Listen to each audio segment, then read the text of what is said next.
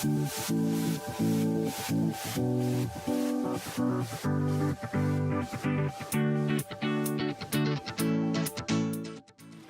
été déposés, tous les coachs ont lu tous les projets. Tous les coachs on a fait ensuite la sélection, donc on connaît un peu tout le monde, tout ce qu'il y a comme. Tous les coachs connaissent tout ce qu'il y a comme projet et quelles sont les forces de ces projets-là, quelles sont les faiblesses de ces projets-là, quelles sont les opportunités de ces projets-là et quelles sont les menaces qui pourraient faire tomber ces projets.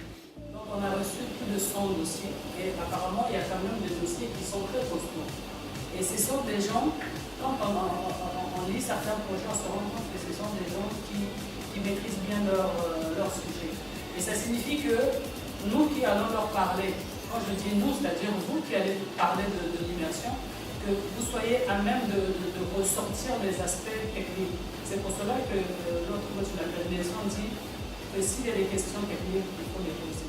On a constaté qu'effectivement, dans les projets qu'on a eus, il y a des gens qui ont vraiment bossé sur leur projet, il y a des gens qui sont allés se poser des bonnes questions sur leur projet et développer une véritable stratégie, qui ont vraiment réfléchi sur le côté innovant de leur projet. Et c'est sans surprise que ces gens-là se retrouvent, en fait, certains d'entre eux se retrouvent parmi les 15 que nous avons sélectionnés, parce qu'on a tous vu qu'effectivement, il y avait quelque chose d'intéressant, que déjà ça avait été travaillé.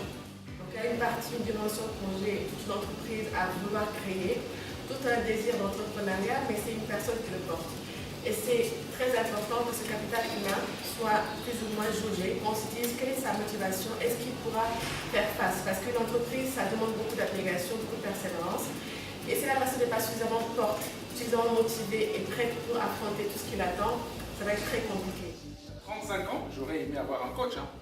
Ou il y a juste 15 ans, quand j'ai créé Challenge Futura, si j'avais eu des coachs, il y a certaines bêtises que je n'aurais pas faites. Donc c'est durant cette période d'immersion que les coachs vont leur apporter ce qui manque pour qu'ils arrivent à un certain niveau.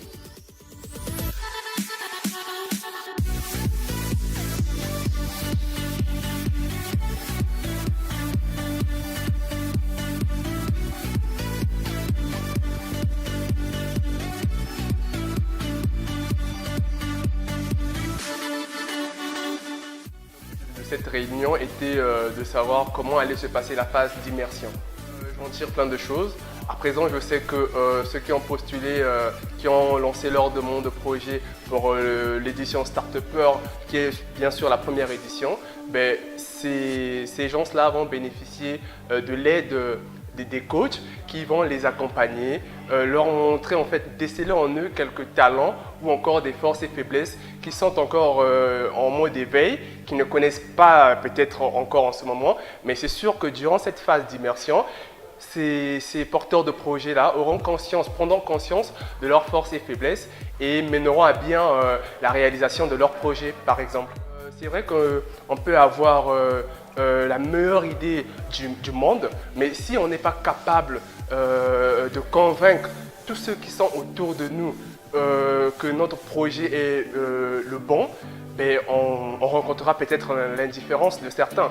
Donc c'est ce pourquoi nous devrions faire en fait un travail de soi, c'est-à-dire travailler la confiance de soi, savoir ce que l'on veut réellement, ce que l'on désire réellement et de mener en fait notre projet ou bien la réalisation de notre rêve à son aboutissement ou bien à sa réalisation. Voilà. MTN, everywhere you go.